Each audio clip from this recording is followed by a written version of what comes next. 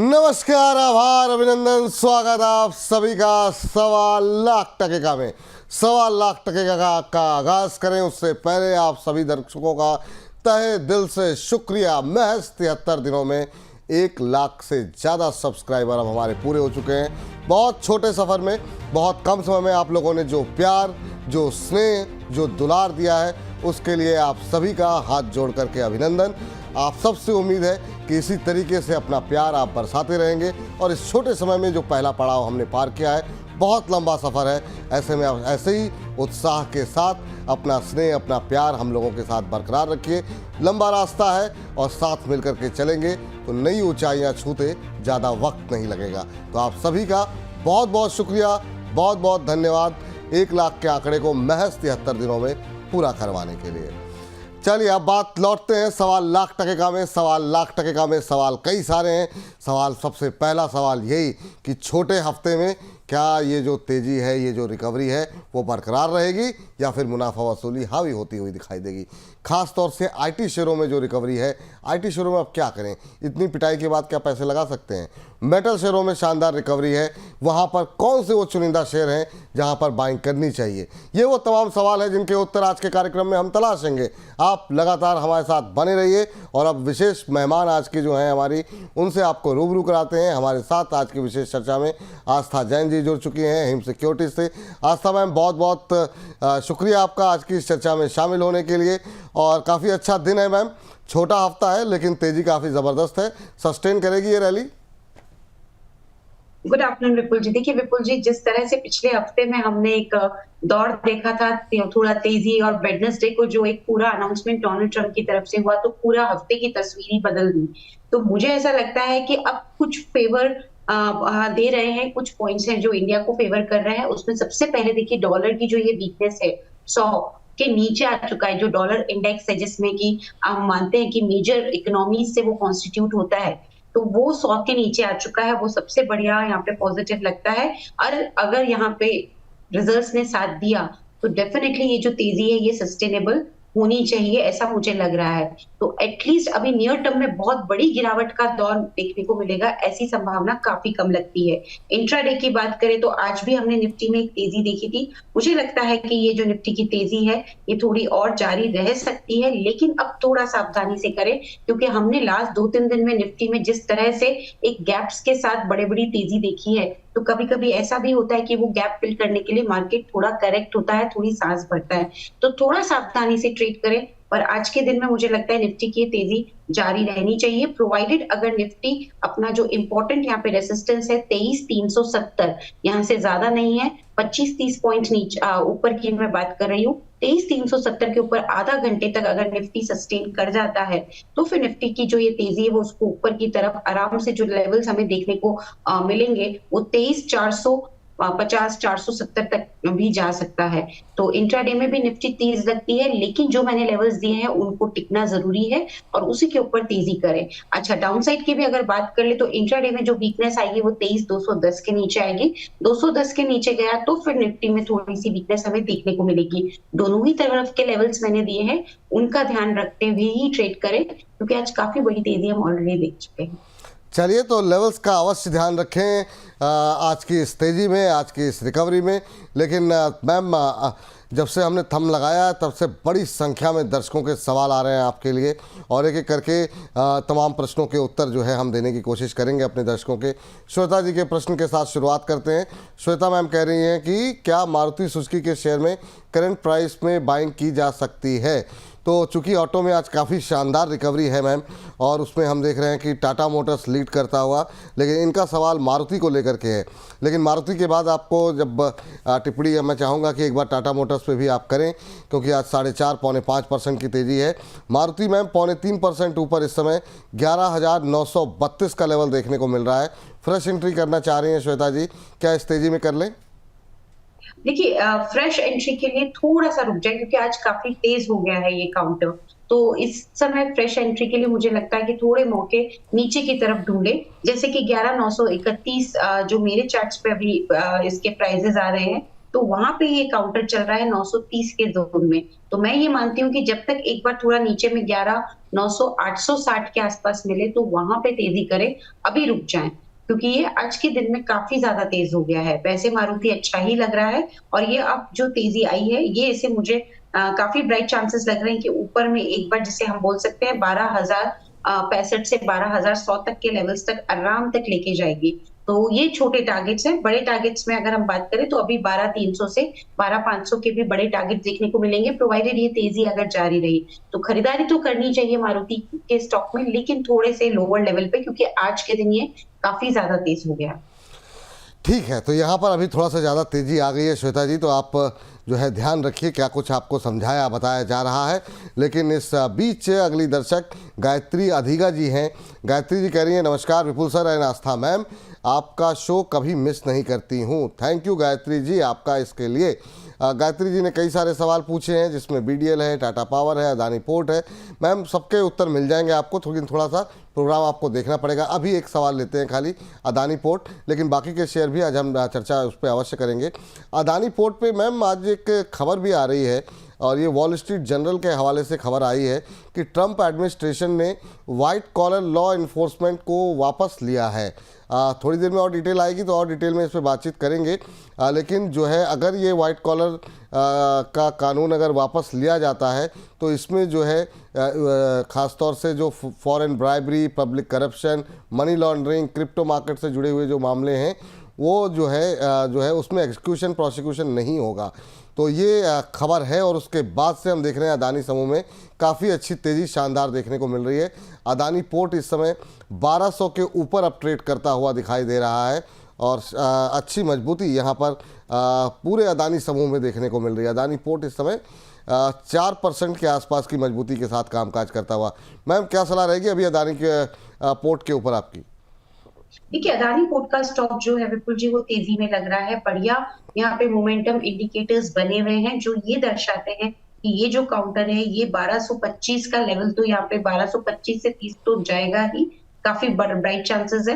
लेकिन एक बार 1230 के ऊपर निकला तो 1300 तक के लेवल्स भी दिखाता हुआ नजर आएगा। तो तेजी में है ये काउंटर, बिल्कुल इसमें पोजिशंस हैं तो बने रहना चाहिए। स्टॉप लॉस जरूर लगा ले 1169 का 69 का, तो 1169 के स्टॉप लॉस के साथ इसके पोजीशंस कंटिन्यू करें, और थोड़ी सी वीकनेस आए तो फिर नई पोजीशन लें, क्योंकि इंट्राडे में मुझे लग रहा है इंट्राडे में हो सकता है कि थोड़ा सा वीक हो ये स्टॉक। कहां तक जा सकता है? 1200 से 1190 तक के जोन में, तो वहां पे फिर एक नई एंट्री भी कर सकते हैं। तो थोड़ा वीक होने पे नई एंट्री करें, लिया हुआ है तो 1169 के स्टॉप लॉस के साथ बिल्कुल होल्ड करें। जिनके पास लिया हुआ है, जो लोग खरीदना चाह रहे हैं थोड़ा नीचे आ जाए तब खरीदें 1190 के आसपास। मैम जरा चूंकि अदानी पोर्ट पे बात हुई और अदानी समूह के पूरे शेयरों में तेजी देखने को मिल रही है, अदानी पावर भी एक बार चार्ट पे लेकर के आएंगे, क्या लेवल यहाँ पर देखने को मिल रहे हैं? अभी जो है 4.5% ऊपर 541 के आसपास ट्रेड करता हुआ। यहाँ पे भी कोई फ्रेश बाइंग की सलाह है क्या? फ्रेश बाइंग की सलाह रहेगी विपुल जी, लेकिन थोड़ा सा गिरावट पे, जो कि 535 533 के जोन में, 533 से 535 के जोन में फ्रेश एंट्री के लिए भी इसमें एक स्टेप लिया जा सकता है। बाकी लिया हुआ है तो नो डाउट बने ही रहना है। तेजी में आ चुका है ये काउंटर, अच्छा तेज होता हुआ नजर आएगा, और मुझे लगता है कि हाई प्रोबेबिलिटी है कि एक बार ये 560 से लेके 570 तक जोन आराम से जाए शॉर्ट टर्म में। तो वहां तक तो जाने के बिल्कुल आसार हैं, और 590 तक भी ये जा सकता है। बिल्कुल होल्ड करना है और नई बाइंग भी करनी है, लेकिन गिरावट पे जो मैंने लेवल्स दिए हैं 532 से 35 के बीच। चलिए, जो लेवल्स बताए गए हैं उन लेवल्स के आसपास जो है बाय कर सकते हैं अदानी पावर, अदानी पोर्ट के अंदर, और यहाँ पर अदानी पूरे ग्रुप पे नज़र रखें, क्योंकि यहाँ पर आ रही है अच्छी खासी तेज़ी। और भी शेयरों पे धीरे धीरे ऐसे कार्यक्रम आगे बढ़ेगा, बने रहिए, आपको जो है उत्तर मिलते रहेंगे। प्रमोद जी से बातचीत कर लेते हैं, फोन लाइन पे हमारे साथ मौजूद हैं। प्रमोद जी को नमस्कार। नमस्ते सर। कैसे हैं प्रमोद जी? सर मैं राउरकेला से हूँ, उड़ीसा। वाह सर, बहुत अच्छी बात है सर। कैसे हैं आप और क्या प्रश्न है आपका? सर मैं आरबीएनएल का लिया हूँ 435 का भाव। 435 के भाव पर कब तक होल्ड कर सकते हैं आरबीएनएल आप? सर 6 महीना। 6 महीने होल्ड कर सकते हैं अब तक। तो आपने 435 से लेकर के आप 245 तक का आप गए, आप वेट कर रहे हैं। चलिए, आपने कोई एवरेजिंग नहीं की बीच में? हाँ सर, हम तो 535 में लिया था। ओह, चलिए खैर, अब पूछते हैं यहाँ पे क्या करना चाहिए। रिकवरी मोड में तो है, लेकिन आपकी खरीद का भाव अभी काफ़ी दूरी पर है मैम। 435 की एवरेज आ रही है और शेयर भी ठीक ठाक ले रखे हैं। 3-3.5 हज़ार शेयर इनके पास हैं। तो अभी क्या करना चाहिए आरबीएनएल को लेकर के, चूँकि इनकी खरीद से दूरी ठीक ठाक है। रिकवरी आज है, करीब 2.5% के आसपास की मजबूती देखने को मिल रही है आरबीएनएल में। जी, देखिए मुझे लगता है ये रिकवरी आगे भी गहराएगी। काफी ब्राइट चांसेस हैं, उम्मीद काफी अच्छी है इस काउंटर से कि ये आगे भी तेजी में जाएगा। तो होल्ड कर लेंगे इस काउंटर को तो ठीक रहेगा। तो मैं बने रहने की सलाह दूंगी। स्टॉप लॉस यहाँ पे मेरे हिसाब से 310 का अगर रखते हैं तो बेस्ट स्टॉप लॉस है। 310 का स्टॉप लॉस रख के पोजिशंस पे बने रहें। इसमें इनिशियल टारगेट जो मुझे लगता है कि एक बार ये काउंटर दिखाता हुआ नजर आएगा वो 395 के 395 तक के रहेंगे। तो बिल्कुल होल्ड कर लीजिए। इनकी खरीद के लेवल तो और भी ऊपर के हैं, लेकिन मुझे लगता है कि वहां तक आने की भी चांसेस है। तो कोई दिक्कत नहीं लगती, बने रहें। स्टॉप लॉस 310 309 के जोन में रखे। इनिशियल टारगेट 395 का 395 का रहेगा। इनिशियल टारगेट 395 तक के देखने को मिल सकते हैं। ये सलाह आपके लिए है। आरपो तरफदार जी कह रहे हैं Vipul sir and Aastha ma'am को प्रणाम, आपको भी प्रणाम सर। कह रहे हैं कि क्या करंट लेवल पे श्रीराम फाइनेंस बाय कर सकते हैं क्या, लॉन्ग टर्म के लिए कैसा शेयर है ये। तो श्रीराम फाइनेंस में आज अच्छी तेज़ी है। इनफैक्ट जितनी भी एनबीएफसीज हैं उनमें काफ़ी अच्छा मोमेंटम आज बनता हुआ दिखाई दे रहा है। हमारे एक और दर्शक थे, उनका एल&टी फाइनेंस पर भी सवाल था, तो श्रीराम फाइनेंस पे पहले बात कर लेते हैं, उसका एल&टी फाइनेंस पे बात करेंगे। मैम 671 5% से ज़्यादा की मजबूती अभी देखने को मिल रही है। इंट्राडे हाई पे ट्रेड करता हुआ शेयर श्रीराम फाइनेंस का। फ्रेश बाई क्या इतनी तेज़ी के बाद लें या थोड़ा नीचे आने के बाद? देखिए वैसे तो ये काउंटर अच्छा तेजी में बना हुआ है। बिल्कुल ये जो तेजी आई है ये इससे हाई प्रोबेबिलिटी है कि ये इसे 690 700 के जोन तक तो इनिशियल लेवल पे लेके ही जाएगी। 695 की अगर मैं बात करूं, 695 का लेवल क्रॉस हुआ तो 725 तक के भी चांसेस इस काउंटर में बने हुए हैं। तो बिल्कुल ये तेजी और एनबीएफसी के तेजी के पीछे के कारण भी हैं जो इंटरेस्ट रेट में कटौती हुई है और जो वो अब बैंक्स और एनबीएफसी को पास ऑन हो रही है और वो अब अपने कस्टमर्स को और कंज्यूमर्स को पास ऑन कर रहे हैं। तो वो एक काफी अच्छा इंटरेस्ट क्रिएट करती है इस पूरे सेक्टर के लिए। सो मुझे लगता है वो एक कारण है। बिल्कुल इसमें बने रहना है। 725 तक के लक्ष्य इसमें बनाए जा सकते हैं। स्टॉप लॉस के तौर पे एक लेवल जरूर रख लें क्योंकि 670 के आसपास चल रहा है। तो 600 यहाँ पे स्टॉप लॉस जो रखेंगे वो तकरीबन 640 का रखेंगे। 640 के स्टॉप लॉस के साथ 725 के लक्ष्य के लिए बने रहें और नई पोजीशन भी गिरावट पे थोड़ी आती है तो ले सकते हैं। नई पोजीशन भी ले सकते हैं, लेकिन थोड़ी गिरावट में आप यहाँ पर रणनीति बना सकते हैं। मैम एल&टी फाइनेंस को लेकर के भी जरा कई सारे सवाल आए हैं, तो अगर आप उस पर भी जरा चार्ट्स पे अगर एक बार देख लेती, क्योंकि आज इन सारे शेयरों में मजबूती है। हालांकि एल&टी फाइनेंस थोड़ा सा ऊपरी स्तरों से हल्का हुआ है। श्रीराम फाइनेंस जैसी मजबूती तो यहाँ पर नहीं है, लेकिन कैसे आप देख रही हैं, आज 0.25% के आसपास की बढ़त है। देखिए दोनों काउंटर्स में नो डाउट जो ज्यादा स्ट्रॉन्ग काउंटर है वो श्रीराम फाइनेंस है और वो हमेशा से मतलब वो ज्यादा ही स्ट्रेंथ वाला काउंटर रहा है। सो हम उसे कंपेयर नहीं कर सकते दोनों की तेजी को। लेकिन एल&टी फाइनेंस की बात करें तो तेजी में ये काउंटर भी लग रहा है, लेकिन मैं इसमें नई पोजीशंस के लिए अभी राय नहीं दूंगी। नई पोजीशन ना लें, हो सकता है थोड़ा नीचे में आपको ये मौके देगा एंट्री करने के। अभी 156 चल रहा है, माइट बी पॉसिबल एक बार 150 के जोन में ये मौके दे दे कि आप उसमें नई पोजीशन में भी एंटर करें, पर अभी ना करें इसमें नई पोजीशन में एंटर। नई के लिए यहाँ पे मैं सलाह नहीं रही हूँ, लिया हुआ है तो बिल्कुल इसमें बने रहना है। टारगेट जो एल&टी फाइनेंस में रहेगा वो तकरीबन अभी तो इनिशियली जो मैं देख रही हूँ वो 170 175 के रहेंगे। सो 170 175 के टारगेट के लिए इसमें होल्ड करें। स्टॉप लॉस के तौर पे जो एक अच्छा लेवल लगता है वो 148 का लगता है। 148 का लगता है। चलिए अगले दर्शक हमारे साथ रिंकी जी हैं फोन लाइन पर मौजूद। रिंकी जी नमस्कार। नमस्कार सर। कैसी हैं रिंकी जी, कहाँ से बोल रही हैं आप? मैं जलंधर से बोल रही हूँ। मैं बहुत बढ़िया, आप सुनाइए, आप कैसे हैं? हम बहुत अच्छे हैं मैम। क्या करती हैं रिंकी जी आप? मैं हाउस वाइफ हूँ। चलिए बहुत अच्छी बात है मैम। आप लोग हाउस मेकर हैं, आप होम मेकर हैं, हाउस वाइफ का आप लोग पूरी जिम्मेदारी निभा रही हैं और बहुत अच्छी बात है कि आपका शेयर बाज़ार में रुझान भी है। कब से शेयर बाज़ार में रुझान है आपका? अभी कुछ 6-7 महीने हुए हैं सर। 6-7 महीने ही हुए। चलिए अब इस समय इस दौरान तो हो सकता है आपको नुकसान भी हुआ हो, क्योंकि बाजार की स्थिति ठीक नहीं थी। आज क्या प्रश्न है आपका? मेरा प्रश्न बजाज फाइनेंस को लेकर है कि इसमें न्यू एंट्री करनी चाहिए या नहीं, बजाज इसके फाइनेंस, टारगेट क्या होंगे? इसके टारगेट क्या होंगे? बहुत अच्छा सवाल है आपका। 2.5% के आसपास की मजबूती बजाज फाइनेंस में 9148 का लेवल देखने को मिल रहा है। फ्रेश एंट्री करना चाह रही हैं। पिछले अगर हम एक महीने में देखें तो 4-5% की रैली यहाँ पर रही है। और मैम जैसा हम कह रहे थे, आज पूरे एनबीएफसी में जो है अच्छी बैंकिंग, एनबीएफसी इन सब में काफ़ी अच्छा रुझान जो है वो देखने को मिल रहा है। फ्रेश एंट्री के लिए क्या ये लेवल सही है मैम बजाज फाइनेंस में? हाँ बिल्कुल, फ्रेश एंट्री के लिए नहीं ये लेवल सही है। क्यों? क्योंकि देखिए आज एक तो बहुत गैप अप यहाँ पे हमने ओपनिंग होते हुए देखा, और ये ऐसा काउंटर है जो कि बिल्कुल भी अंडर परफॉर्म नहीं किया है, इसने आउट परफॉर्म ही किया है मार्केट को। लास्ट एक महीने में भी ये तेजी में रहा, तो ये काउंटर बहुत अच्छा है नई एंट्री के लिए। मुझे ऐसा लगता है, ये मेरा जो चार्ट्स को देख के मेरा ओपिनियन निकल के आ रहा है कि ये थोड़ा अभी यहाँ से करेक्ट हो सकता है, क्योंकि एक बड़ा गैप बना हुआ है। कहाँ तक करेक्ट हो सकता है?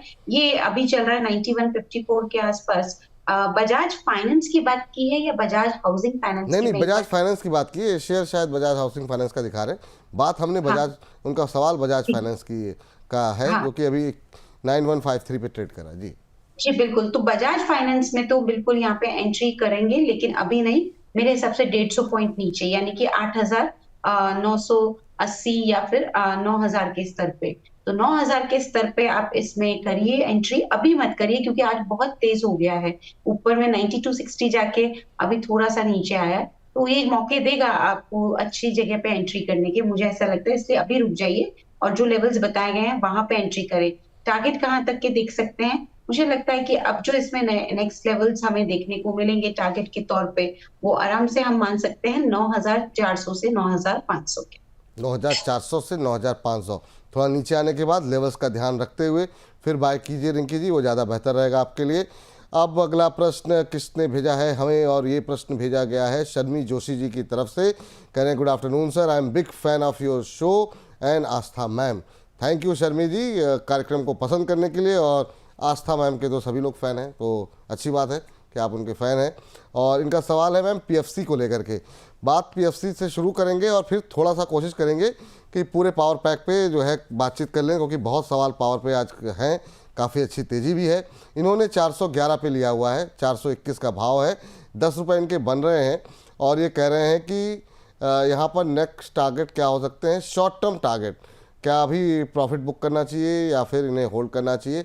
अभी क्या करना चाहिए मैम? 10 रुपये बन रहे हैं इनके पीएफसी को लेकर के, लेकिन पीएफसी पे बाइंग लेवल भी अगर कुछ खरीदारी की चांसेस हैं तो वो भी बताइएगा, क्योंकि फ्रेश पोजीशन भी काफ़ी लोग लेना चाह रहे हैं पीएफसी पे।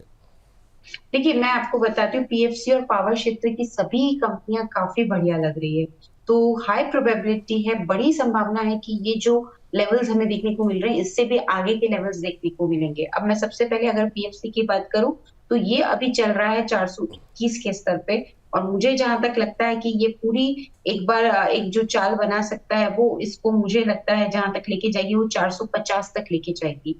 तो यहाँ पे तो अपनी कॉस्ट प्राइस का ही स्टॉप लगा लें। ये सिर्फ मैं इन्हीं के लिए स्टॉप लॉस का लेवल दे रही हूँ, बाकी मैं दूसरा स्टॉप लॉस भी दूंगी जो इन जनरल इसमें लगाया जाएगा, पर इनके लिए जो मैंने स्ट्रेटेजी बनाई है वो कॉस्ट प्राइस का स्टॉप लॉस लगाएं।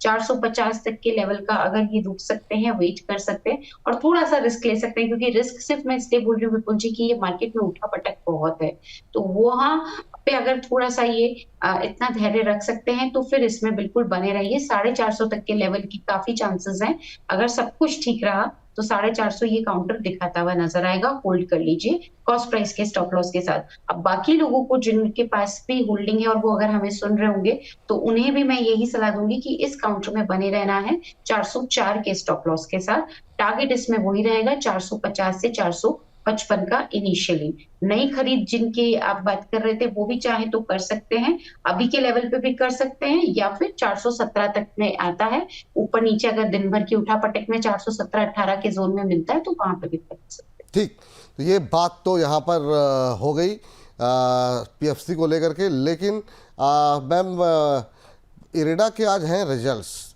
और ये शेयर आज गूगल ट्रेंड में भी है, ये शेयर आज शानदार तेज़ी में भी है।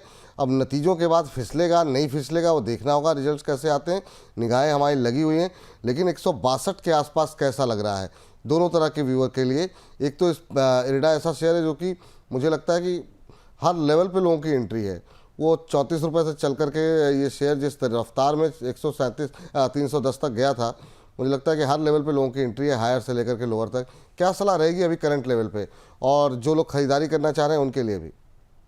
देखिए, इरेडा की बात करें तो अच्छा है ये काउंटर। अच्छे लगने के पीछे दो वजह है। जो फाइनेंसिंग एनबीएफसी है, वो ओनली ग्रीन फाइनेंसिंग एनबीएफसी यही है। सबसे पहला तो इसको वहीं एज हो जाता है, और दूसरी तरफ एनबीएफसी का तो आज दिन है, जिस तरह से हम across the board NBFC counters में तेजी देख रहे हैं, तो ये अच्छा है। लेकिन आज के दिन रिस्क ना लें। नई खरीदारी वालों को रिजल्ट का दिन है, थोड़ा सा रुक जाते हैं, एक बार रिजल्ट्स आने दीजिए, कोई फर्क नहीं पड़ता। थोड़े ऊपर प्राइस में हमें मिलेगा, लेकिन हमारे पास एक कंफर्मेशन होगी कि ये बढ़िया नतीजों के दम पे हमने खरीदा है, क्योंकि नतीजे अच्छे आए तो ही हम बाय करने की सलाह देंगे, नहीं तो हम रुकने की सलाह देंगे, राइट। तो अभी सिर्फ नतीजों की वजह से मैं होल्ड ऑन करने को बोल रही हूँ कि नई बाइंग का अभी इरादा ना करें। लेकिन जिन्होंने लिया हुआ है वो ऑफ कोर्स बने रह सकते हैं। स्टॉप लॉस आराम से 149 का इसमें लगा के कंटिन्यू करेंगे, और टारगेट अभी तो इनिशियली एक बार 175 और 185 के रखे जा सकते हैं, और प्रोवाइडेड रिजल्ट अच्छा आया तो ये और भी बढ़िया लेवल्स दिखाता है। ठीक, तो रिजल्ट्स पे निगाहें हैं। जैसे रिजल्ट्स आते हैं आपको अपडेट हम देंगे, और देखते हैं उसके बाद किस तरीके का रिएक्शन मिलता है। उम्मीद से बेहतर नतीजे रहते हैं या उम्मीद से खराब। लेकिन मैम, जगदीश माली जी का सवाल है, और इसके माध्यम से दो और पावर शेयर हैं जो कि एनटीपीसी और टाटा पावर हैं। ये इन्होंने एनटीपीसी 350 पे लिया हुआ है, टाटा पावर 355 पे लिया हुआ है, और जानना चाह रहे हैं कि अभी होल्ड करें कि नहीं। और इन दोनों पे ही आपकी राय जानना चाहेंगे, अभी क्या करना चाहिए टाटा पावर और एनटीपीसी पे? देखिए, बिल्कुल एनटीपीसी बहुत सॉलिड लग रहा है। पावर के अभी जो नए डेटास भी आए हैं, उस हिसाब से पावर की जो डिमांड में बढ़िया, मेरे हिसाब से 6-7% की ग्रोथ भी देखने को मिली है। तो पावर सेक्टर एक ऐसा सेक्टर लग रहा है जो कि अभी वेल प्लेस्ड है। अच्छी तेजी यहाँ पे हमें और देखने को मिलेगी। अच्छा लगता है एनटीपीसी, इसमें बने भी रहा जा सकता है, और नई खरीदारी के लिए भी मन बनाया जा सकता है। पहला टारगेट इसमें मैं अभी जो यहाँ पे देख रही हूँ वो 380 से 400 के लेवल्स तक का है। सो वहां तक के लेवल्स ये काउंटर दिखाता हुआ नजर आएगा। नई खरीदारी और लिया हुआ है तो बने रहने दोनों ही केसेस में 400 तक के टारगेट सेट किए जा सकते हैं। नई खरीदारी 365 के स्तर पे करिए, और स्टॉप लॉस इसमें फिर जो लगाना रहेगा पोजीशन में वो 345 का रहेगा। और टाटा पावर पे क्या टारगेट दिए मैम? जी बिल्कुल। टाटा पावर की यहाँ पे बात करें तो विपुल जी, टाटा पावर की जिस तरह के यहाँ पे चार्ट्स की पोजीशन बनी हुई है, अच्छा तेजी में ये काउंटर भी लग रहा है। हाई प्रोबेबिलिटी है कि मेरे हिसाब से ये जो नेक्स्ट लेवल दिखाता हुआ नजर आएगा, आराम से 400 के ऊपर के 410 415 तक के लेवल्स दिखाता हुआ नजर आएगा। टाटा पावर के टारगेट 410 से 415 के हैं। नई पोजीशन भी बना सकते हैं, लिया हुआ है तो भी होल्ड कर सकते हैं। स्टॉप लॉस रहेगा दोनों ही कंडीशन में 350 का। 350 का। चलिए, तो ये टाटा पावर, एनटीपीसी पे भी बात हो गई। एक मैम, अगर आप एनएचपीसी बोल दें, उसके बाद हमारे एक दर्शक बहुत देर से वेट कर रहे हैं, फिर उनके पास चलेंगे। एनएचपीसी, क्या ये अब इस बार जो है वो 89 का लेवल क्रॉस करके कर पाएगा? क्या कैसे देख रहे हैं आप 85 के आसपास? जी बिल्कुल, उम्मीद तो है कि ये 90 तक जाना चाहिए काउंटर, तो वो एक लेवल क्रॉस होना चाहिए। बट बड़ा रेसिस्टेंस फेस करता है 86 87 के जोन में, अभी भी 85 पे चल रहा है। बस वो अगर निकाल दे लेवल 86 87 का, तो ये 90 तक के टारगेट्स बिल्कुल दिखाता हुआ नजर आएगा। होल्ड करने की सलाह इस काउंटर पे भी रहेगी। स्टॉप लॉस के तौर पे जो लेवल रखा जा सकता है वो 79 का रहेगा। ठीक, चलिए आप चलते हैं अगले दर्शक के पास। हमारे साथ करण जुड़ चुके हैं। करण जी को नमस्कार। नमस्कार। नमस्कार बिल्कुल सर, नमस्कार। आपका नाम? कैसे हैं आप? मैं बहुत अच्छी हूँ, आप कैसे? हाँ, फर्स्ट क्लास सर। कहाँ से बोल रहे हैं? मैं कलकत्ता से बोल रहा हूँ। कलकत्ता से। आज तो आप लोग न्यू ईयर भी सेलिब्रेट कर रहे हैं सर? हाँ, यस यस, आज सुबह नवा वर्ष। हाँ, तो पहले तो बहुत बहुत शुभकामनाएं उसकी। और बताइए क्या सवाल है सर आपका? Thank you sir. Sir actually मेरे पास मद्रासन रेशमी है, समुद्र मद्रासन 201 से था, 118 पे लिया। 118 पे? तो अभी तो 118 पे लिया, तो अभी तो प्रॉफिट में हूँ। तो क्या मतलब होल्ड करूँ बेस्ट प्राइस के लिए, या अभी मतलब 10 रुपये 8 रुपये आ रहा है तो सेल कर दो? कब तक होल्ड कर सकते हैं वैसे आप? एक्चुअली अभी जैसे वॉलेटिलिटी चल रहा है, सोच रहा हूँ सेल कर दो या ना करूँ। देखिए सर, जब भी ऐसी दुविधा हो ना तो एक ट्रेडिंग स्टॉप लॉस लगा लीजिए, क्योंकि अब जो है इसके लिए एक बड़ा पॉजिटिव चीज़ ये हुई है कि 90 दिन के लिए टैरिफ टल गया है। तो टैरिफ से ये सीधे सीधे प्रभावित हो रहा था, बड़ी पिटाई भी हुई थी। 118 पे आपने लिया हुआ है, 10 रुपये के 8-9 रुपये आपके बन रहे हैं। तो वो क्या स्ट्रेटजी रहेगी, एक बार आस्था जी मैम से भी कंफर्म कर लेते हैं। क्या मैम अभी चूंकि मोमेंटम में आता हुआ कुछ कह रहे हैं सर करण आप? नहीं। आस्था मैम, क्या स्ट्रेटजी रहेगी इनकी संवर्धना मदरसन को लेकर के? बहुत लोगों के सवाल हैं इस पर संवर्धना मदरसन को लेकर के।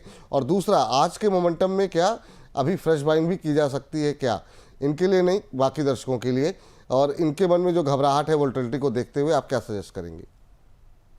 देखिए बिल्कुल, और ये लाजमी भी है घबराहट होना, क्योंकि जो मार्केट के दौर हमने लास्ट कुछ दिनों में देखा है उससे सब लोग एक बार थोड़ा सा सतर्क ही है मार्केट को लेके।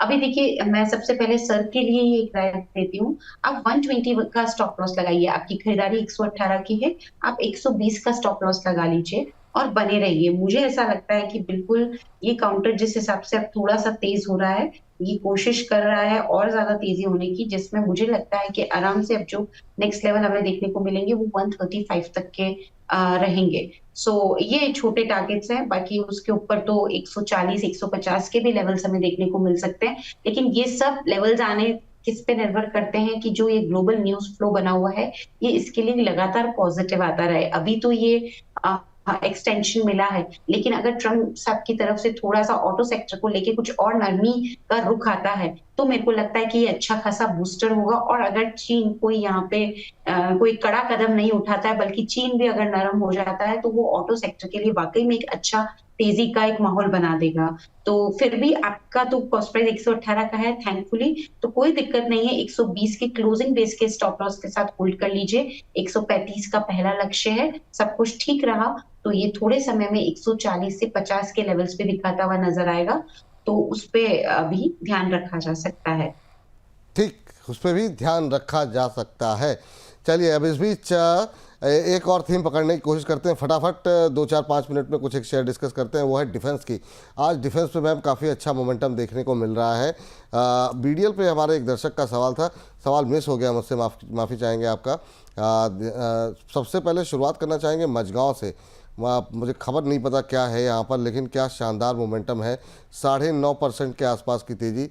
फ्राइडे को भी तेज़ था मैम ये शेयर, और 2 दिन के अंदर 13-14%, मतलब 4-5 दिन में 13-14% की रैली यहाँ पर आ चुकी है ऑलरेडी। ये 2600 के आसपास कैसा लग रहा है आपको? और अभी एक कॉन्टिन्यूटी में इस तेज़ी में कहाँ तक जाता हुआ दिखाई दे रहा है? शेयर को डिविडेंड की रिकॉर्ड डेट भी है, तो उसके पहले ये तेज़ी देखने को मिल रही है। आपकी टिप्पणी क्या होगी मझगांव में? देखिए विपुल जी, मझगांव में अभी हम सबको पता है कि एक ऑफर फॉर सेल भी आया था, और ऑफर फॉर सेल जो आया था वो 4 अप्रैल को नॉन रिटेल के लिए और 7 अप्रैल को, मतलब बहुत ज्यादा टाइम नहीं हुआ, 1 हफ्ता पहले ही आया था। और इसमें जो फ्लोर प्राइस था वो भी 2500 के आसपास था। उसके बाद इसने एक बहुत बड़ा करेक्शन दिखाया क्योंकि फ्लोर प्राइस नीचे का था। लेकिन आप देखिए क्या इसने वापस से रिकवरी दिखाई है, वो फ्लोर प्राइस के भी ऊपर आ गया और पुराने स्तरों पे आ गया।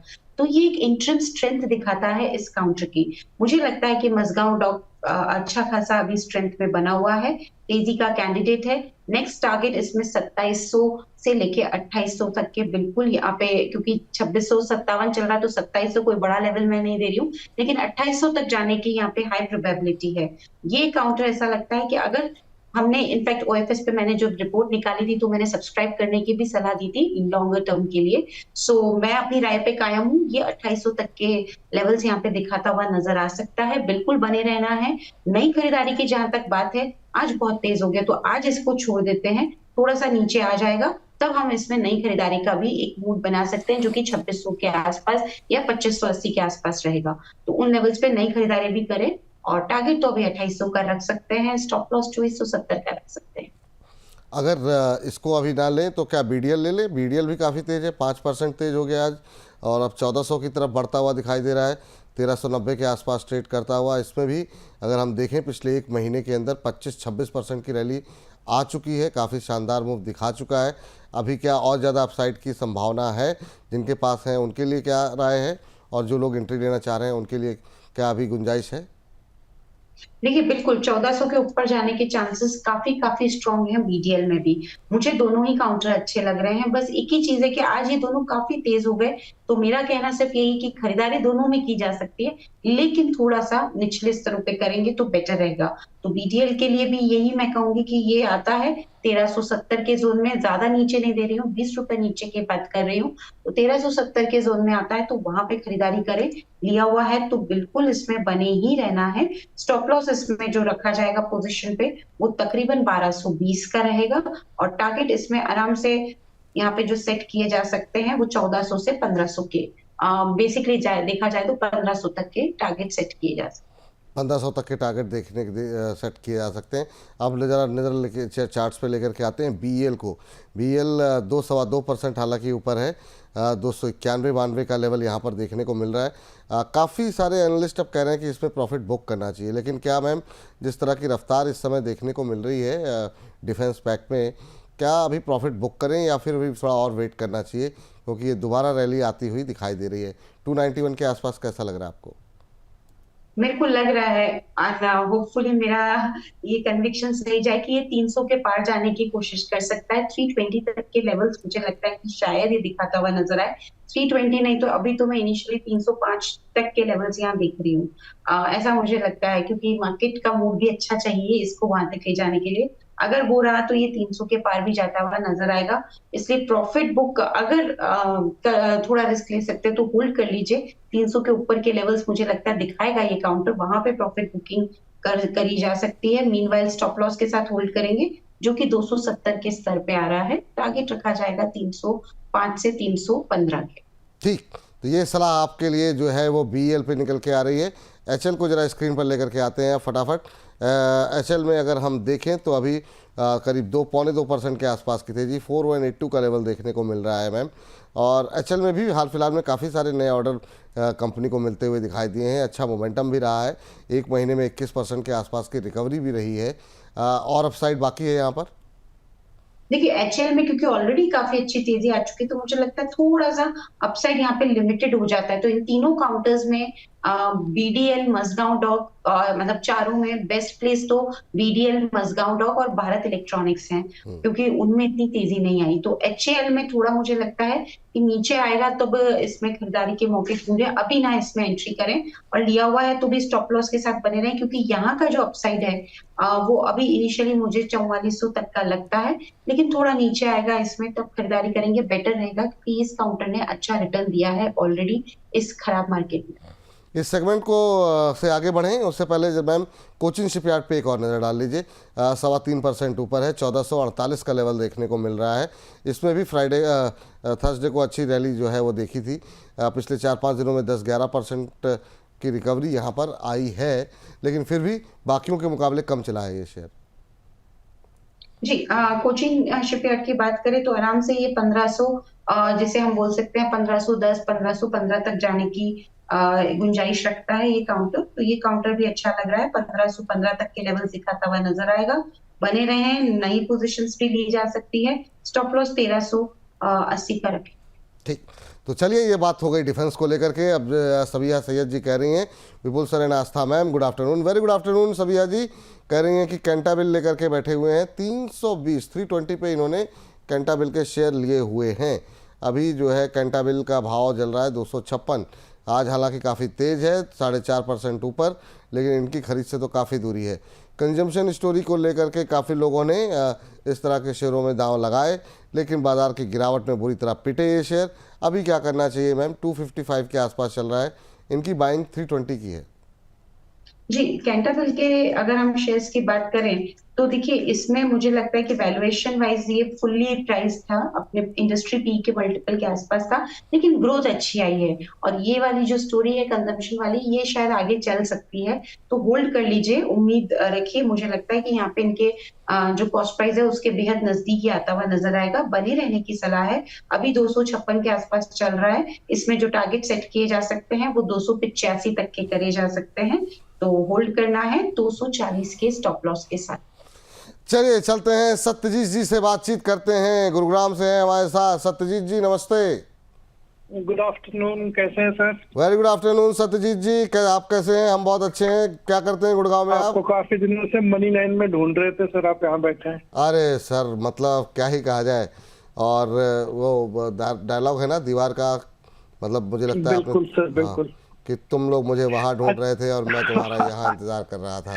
तो Seriously, सर। वही नहीं, वाली हम बात। आपके बहुत बड़े फैन है सर, अरे, हमको thank you, आपका सर। सुनने में बहुत अच्छा लगता है सर। अरे सर, थैंक यू सत्यजीत जी। मेरे 2 सवाल है सर। मेरे पास डेटा पैटर्न जी 1680 पे बाइंग है, अभी लास्ट वीक मैंने बाय किया था 100 क्वांटिटी। अच्छा, सेल आई होल्ड और अभी मुझे सेल कर देना है, प्रॉफिट बुक कर लेना है, या वेट कर सकता? मैं वेट कर सकता हूँ 6 महीने के लिए। ठीक है। और दूसरा, मेरे पास नाल्को है 1000 quantity at the rate of 188 exactly, और ये अभी 19-20% लॉस में है। लॉस में इसको है। भी मैं होल्ड कर सकता हूँ, मैं एवरेज करने के लिए भी तैयार हूँ। अगर आप बोले कि इसको एवरेज कर सकते हैं तो I can take another 1000 quantity. ठीक।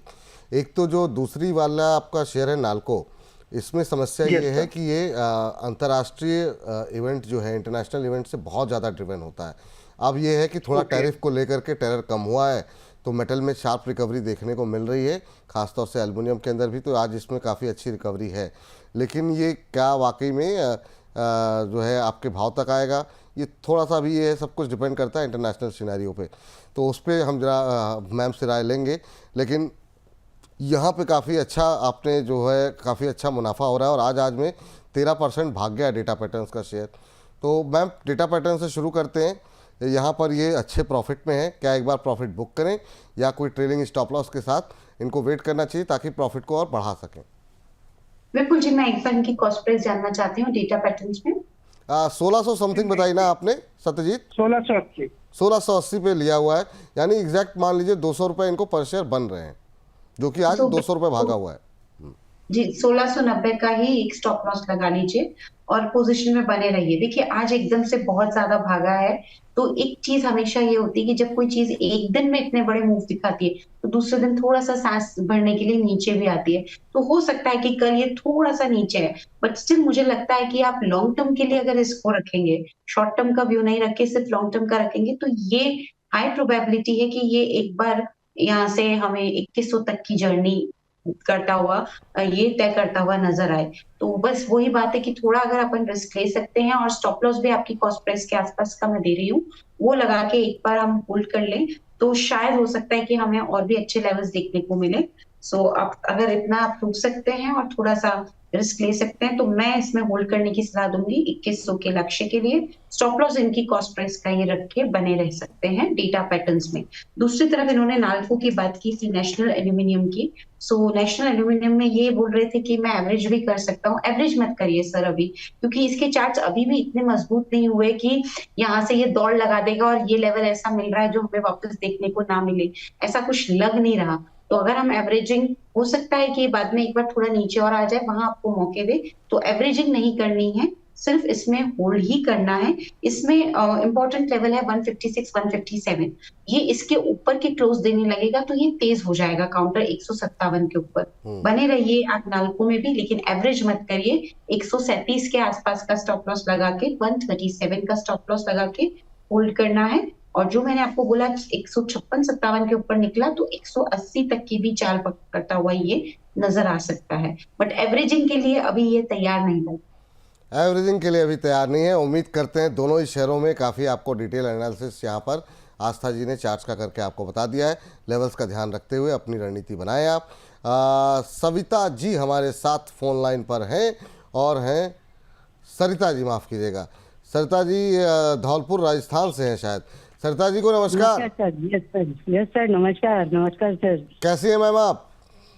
भाई सर बढ़िया, बस आपका व्यू मिल जाते हैं तो थोड़ा बहुत नुकसान होने से बच जाता है, नहीं तो बड़ी समस्या हो रही है। अरे thank you ma'am, thank you. और मैम कैसा मौसम है इस समय धौलपुर के अंदर? सर अभी तो गर्मी है। गर्मी काफ़ी पड़ रही है। हाँ पूरे, आप तो वैसे भी राजस्थान से हैं तो वहाँ तो कुछ ज़्यादा ही गर्मी पड़ती है। तो चलिए आपके प्रश्न का, जी आपके प्रश्न का उत्तर लेते हैं। मैम कैसे लग रहे हैं वैसे प्रोग्राम आपको हमारे? सर प्रोग्राम बहुत अच्छे हैं और बहुत मतलब एक भी प्रोग्राम मिस करने की इच्छा नहीं होती, कई बार तो दो दो बार सुनना पड़ता है। अरे थैंक यू बीच मैम। में कुछ रह जाता है जी। तो सोचते शाम को सुनते हैं, शाम को नहीं तो दोपहर में सुन लेते हैं। अरे थैंक यू मैम, बहुत बहुत थैंक यू आपका।